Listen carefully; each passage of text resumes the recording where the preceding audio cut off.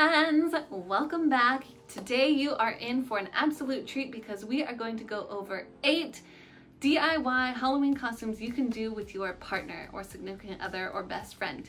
And I'm super excited because we chose these characters from some of our favorite films or most iconic films in pop culture, and they're really easy and fun to do because it makes you go to your closet and see what you have already, and you'll be really surprised to see that a lot of these costumes you can just do with the stuff that you have already in your closet. So we'll start with the first one. We're gonna go through fun facts for each video, what makes this character in particular really stand out with the elements that they use for their costume, and what we had already and what elements we had to buy to complete the look. So let's get into the first one. The very first costume we have today is Back to the Future. It's a classic.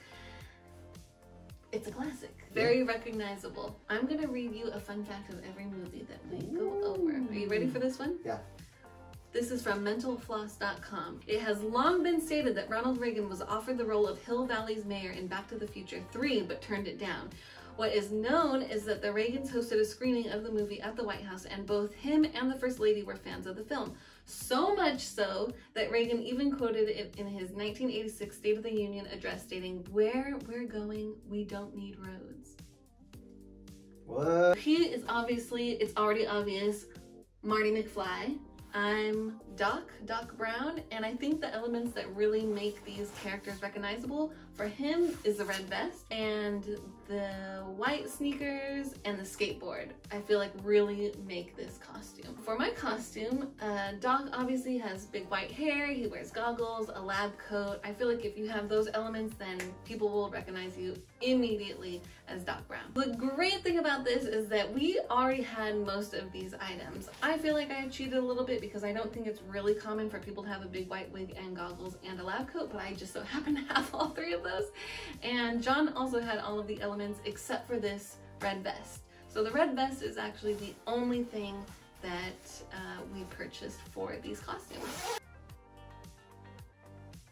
Costume number 2, Leon the Professional. I'm gonna read you a fun fact, okay? Yeah. This one is from screenrant.com. I think you're really gonna like this one. Okay. While filming an exterior scene in which several police cars line a New York City block, a real-life criminal who had just robbed a nearby store was tricked by the production team when he accidentally ran onto the movie set during his escape attempt. As the man fled his crime scene and inadvertently stumbled onto the set of Leon, he saw all the fake police cars and immediately turned himself in. Little did he know he turned himself into a group of extras posing as uniformed police officers. Holy crap. That is the best. So Holy crazy. crap. Damn. Okay, so what makes Leon and Mathilda super recognizable characters? I feel like for Leon, the musts are the black beanie, all black wardrobe, including black trench coat, and the circular glasses, which John has made himself. What did you make those out of, Sugar Pie? It's a piece of aluminum wire and some black cardboard. So I can't actually see anything. Hello? Who's there? And then, of course, his briefcase and gun. And then for Mathilda, my character, I feel like she has different outfits throughout, but what is really specific to her character is the bob and bangs and her black choker necklace that she wears. I made this out of black ribbon that I just had and this little crystal pendant that my grandmother gave me a very long time ago. Wow. And then the rest I had, the boots, striped shirt, jacket. I feel like these costumes just really fell into place because we had mostly everything. And then the plant, of course, I feel like throughout it is Leon's plant, but she carries it, I think, sometimes. So I feel like either character could be the one holding the plant. Can I get a drum roll, please? Breakfast at Tiffany's. Oh, wow, rhymed. Fun fact, are you ready? Yeah. So I had no idea, but Tiffany's, I guess, back in the day did not open on Sundays. So Tiffany's opened on a Sunday for the first time since the 19th century to allow filming. Whoa. And 40 armed guards had to work on the floor to prevent thievery. What? Isn't that weird? Like, why would it be different than any other day? Like, why? I don't know.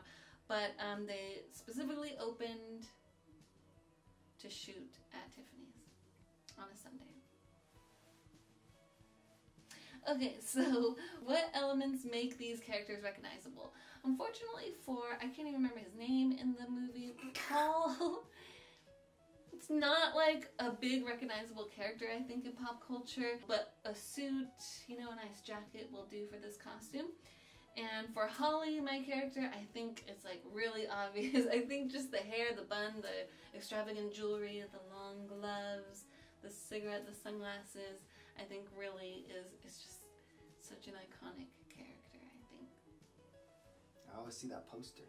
Yeah, and she's like this. I don't think she does that. This is another one I feel like I kind of cheated. I'm like, who has this type of a necklace laying around? But yeah. I did.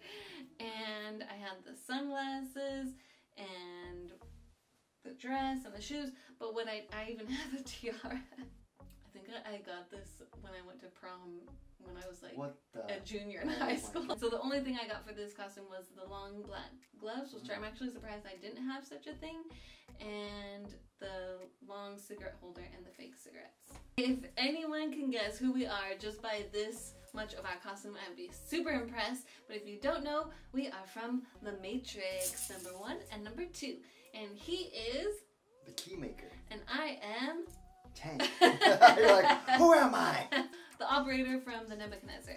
And of course, I mean, Matrix was such a groundbreaking movie, especially for the time. There's like so many fun facts. But the one I decided that I would share with you is the Wachowskis risked the film's entire budget just to make it the way they wanted. The original budget that the Wachowskis pitched Warner Brothers was over $80 million.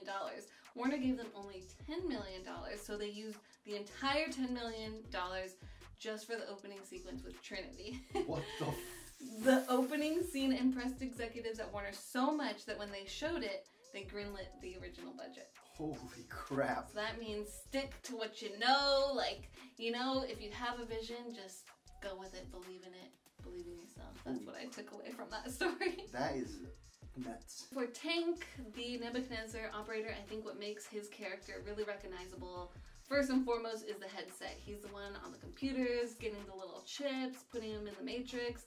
So I feel like you cannot be Tank without a headset. And then if you look at him, you know, they're on the ship. Yeah. So they're kind of like, how would you say, like more dressed down, I guess? So you gotta get the cutout gloves, the harness I think is important, and then you can kind of just go from there if you have those elements.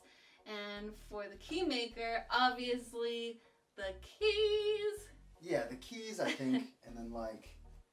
It's so good. I think it's just like, yeah, you just, as long as you have an apron and a jacket like this and some keys, I think you're good. Because he only wears the visor for like the first like 3 minutes.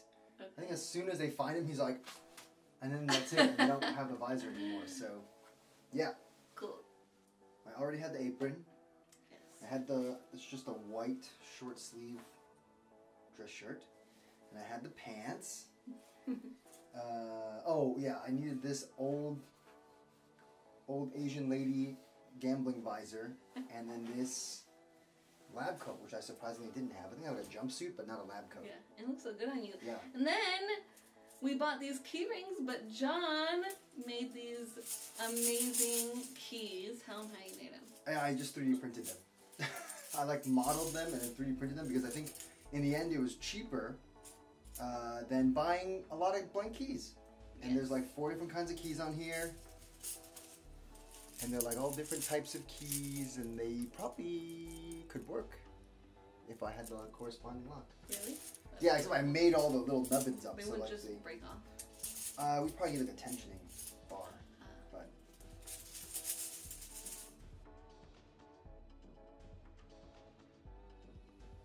Alright, outfit numero 5. This outfit comes from a very, very old favorite of mine since like the 3rd grade, is Grease. And these outfits are from the very last scene of Grease where Sandy's like, ooh, I could be a bad girl. And I think, oh, I have to give you the fun fact. Yeah. So the fun fact of this movie is, I love this fun fact because if you're a Grease fan, you know every single song, you can sing along, and they're all your favorites. But have you seen it? Your favorite song might not have been in the movie originally. Producers added 4 tunes at the very last minute. Grease, Sandy, You're the One That I Want, You're the One That I Want, Holy crap. Ooh, ooh, ooh, and Hopelessly Devoted to You. Oh, I didn't know that. So Olivia Newton-John's big ballad actually came after filming Wrapped and ended up receiving an Oscar nom. So that's the fun fact. Oh, this article came from Good Housekeeping called 26 Things You Didn't Know About Grease. I just highly recommend reading all 26 because they are awesome. The elements that make these characters in the very last scene memorable are just basically they're all black attire. Of course, Danny's hair and his comb, and Sandy ends up smoking a cigarette at the end, so those are the elements that you kind of really need to represent these characters, and the only thing we had to buy was the fake cigarettes. Otherwise, this is my normal, everyday... Yeah, this is what you wear on a daily basis. And Sandy just has to wear some red shoes, and you're good to go.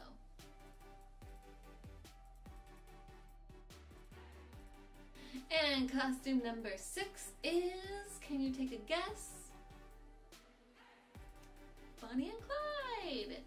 Now, I didn't find a really good, cool, fun fact about this movie, but what I do know about this movie is that it really changed cinema for all of its violent scenes. This movie, at the very end, your protagonists, Bonnie and Clyde, just get shot up like crazy. Pow, pow, pow, pow, pow. And you really did not see anything like that during those times, so it really made for movies like Scarface and what's the other mobster movie I was asking? Godfather. Godfather. I feel like without this movie like really paved the way for those more like criminal and gun shooting, toting type movies. It was cool. It was a groundbreaking film. That's awesome. So, what makes these characters, which elements really say this is Bonnie and Clyde? I think for Bonnie, the beret and scarf says it all. You don't even have to wear your pencil skirt. If you got these 2 things going on, I think it'll scream Bonnie. As for Clyde, the fedora is a must. The suit, the sharp tie, who's a real sharp dresser. And of course we have some little play guns. It really kind of sends the message that we are Bonnie and Clyde. And like a bag of money or something. And a bag of money. We did at one point make, John made a $ sign out of green construction paper and just stuck it onto a pillowcase, so we called it a day. Anything else? I haven't seen that one either, actually. Oh, and then as for the items that we needed to purchase for this, I bought both of these hats that we're wearing.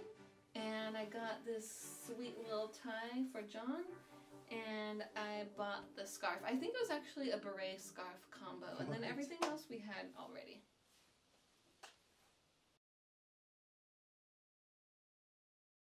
Okay, y'all, I'm gonna give you 2 seconds to guess who we are, what movie we're from. Pulp Fiction! You guessed it!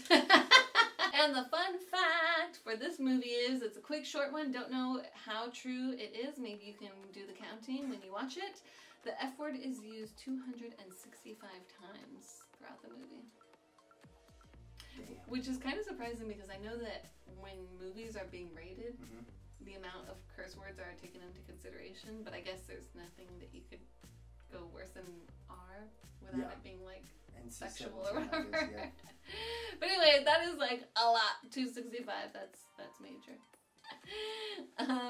So he is, I can't remember the names of the characters. We have to, we're gonna put in the video, we gotta look it up.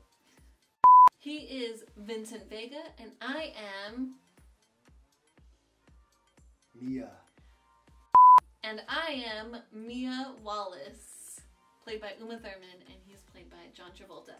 I think for Uma Thurman's character, it's all about the hair. If you have this hair and this shirt on, people will know who you are. And then for this outfit, I don't know if he always wears the bolo tie throughout the whole thing. I can't remember, but I know for sure in this scene when they're dancing together, he is. So I think the bolo tie really helps pull it off. And what we were just talking about is it's kind of funny that a lot of the men's costumes are just suits. So it's like, okay, who is this guy? But there are little elements here and there. I think in this case, the bolo tie really gives it away and tells you who he is. And if you want, you can always get a wig, like a ponytail. Yeah. We did talk about getting John a ponytail. But I look too weird, so we said no. We skipped out on that.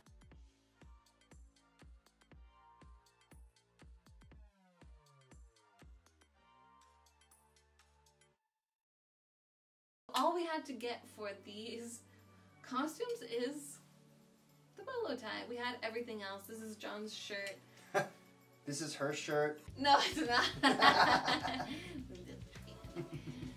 And the great thing about this costume is in the scene where they are dancing together, they're not wearing shoes, so you don't have to put shoes on for this costume. Unless you're walking outside, then you probably should put some shoes on. Especially in the city. Ew.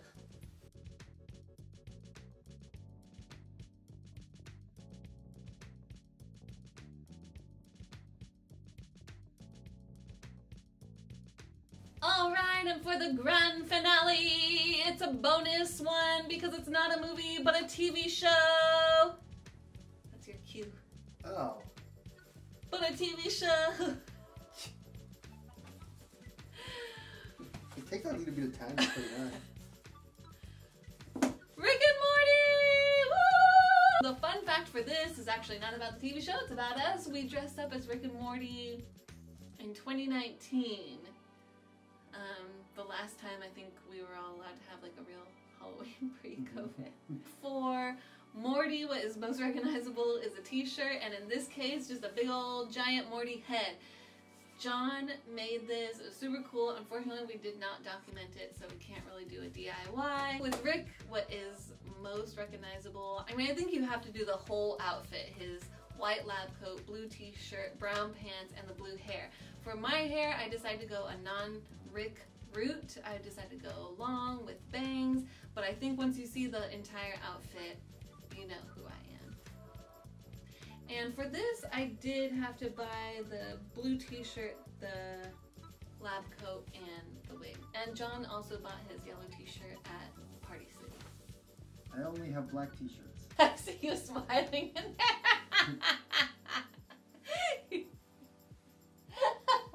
He's so cute. You looking through the mouth? Yeah. Oh, I see that. I love this little honey so much. Ah, my face fell off. Thank you so much for joining us today. I hope you had as much fun as we did. Did you have a favorite part of the whole thing? I think just putting on the costumes. Just putting them all on. Me too. It was a lot of fun. And that's it.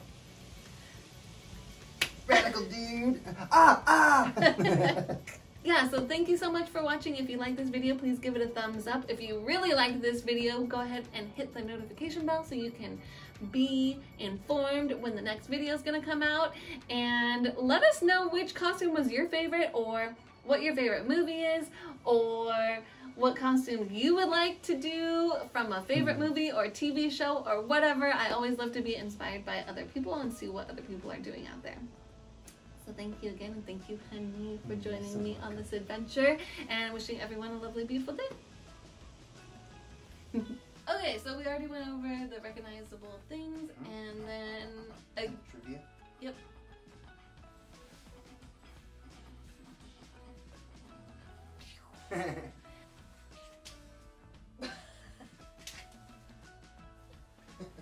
Okay.